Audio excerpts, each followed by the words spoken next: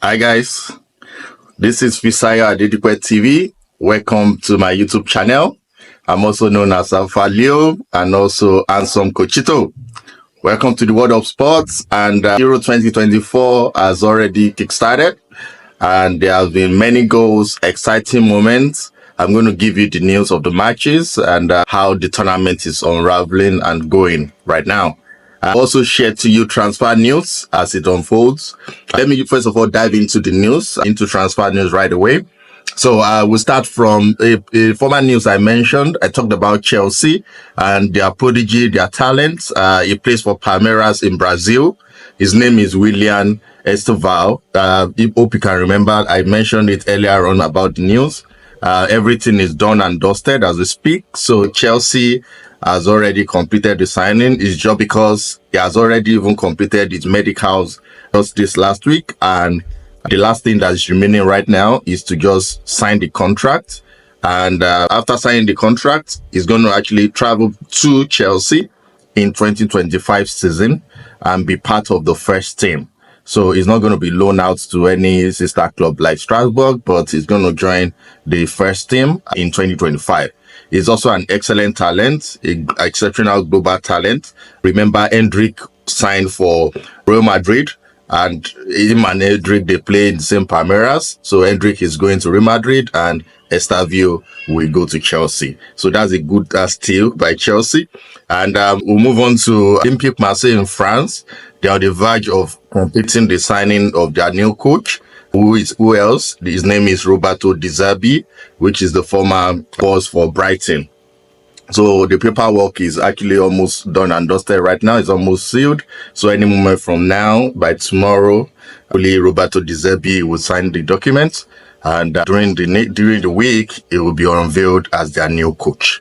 Remember, he left after this season. He left Brighton FC because there were no ambition. According to him, he's not actually in good terms in terms of admission or the direction the club is going to go.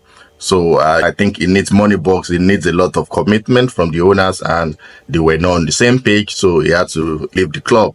And they have a new coach already. Brighton FC have a new coach. In fact, the new coach, his name is Fabian Ozila, and he's the youngest coach in the history of the English Premier League.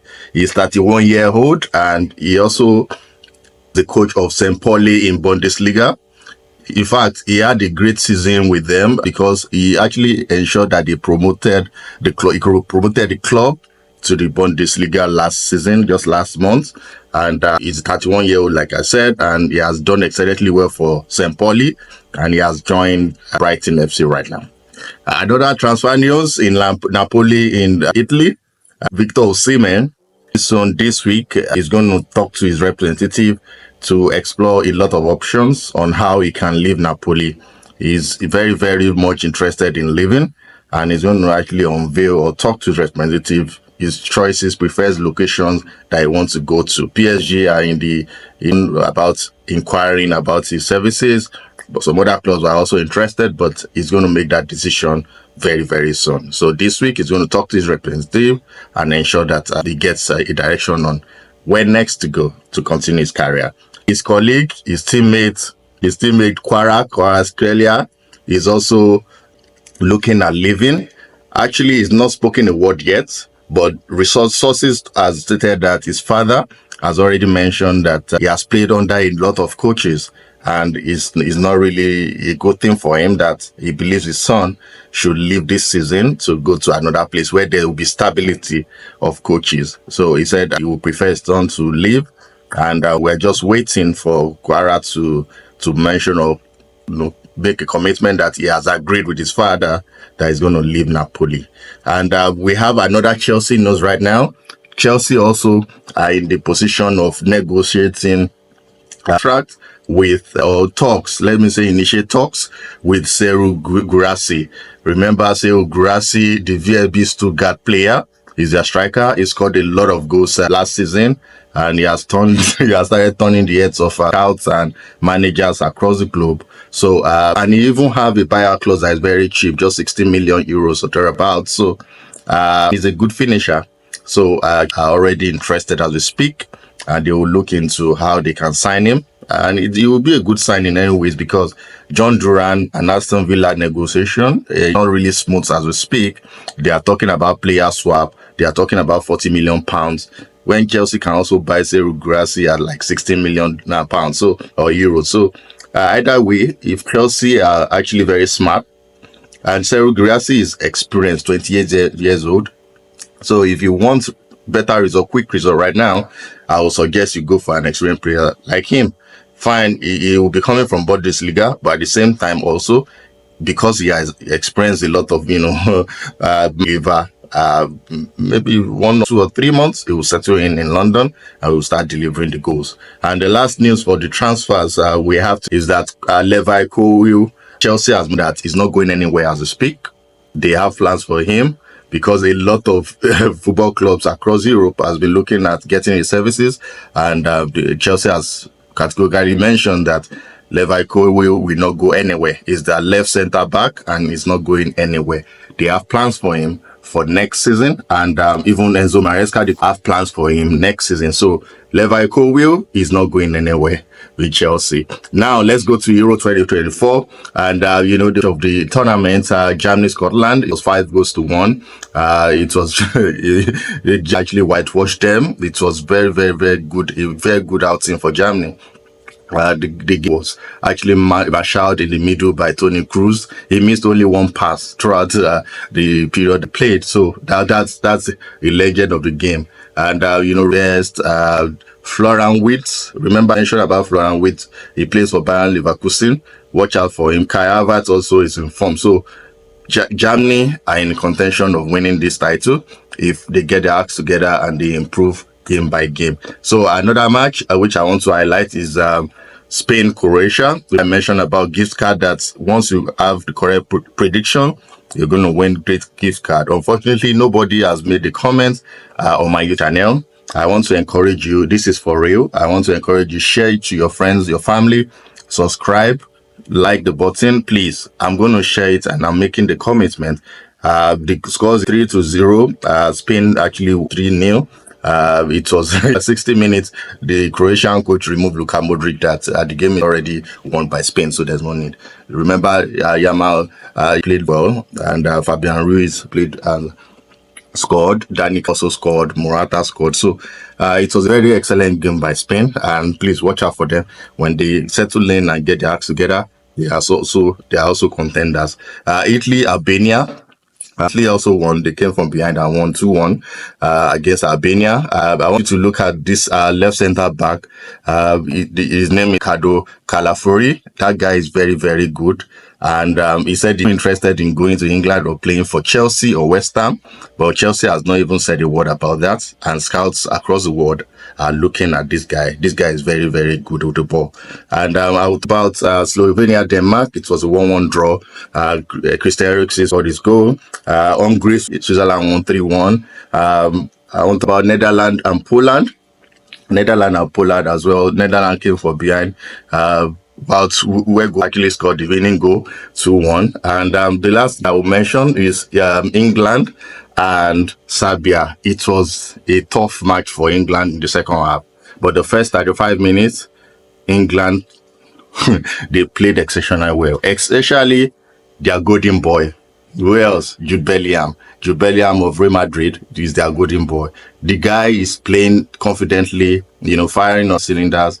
Gareth Southgate, I believe, he gave him a free role to play with the first 40 minutes, and he played very well. There was a assist by Saka. Saka assisted the goal, and he just nodded in. Saka, even at 5 minutes, Saka has been dribbling that player. The left back has been finishing that player. So Saka is very good. Declan Rice marshaled the midfield excellently well. The golden boy Jude Bellingham, he will be the player of the tournament if he's going on with this form. I believe the form is bringing from Real Madrid. If he can translate it also in the English national team, he's going to go places. Win the player of the tournament. There was a header from Harry Kane. He hit the bar, but he didn't score.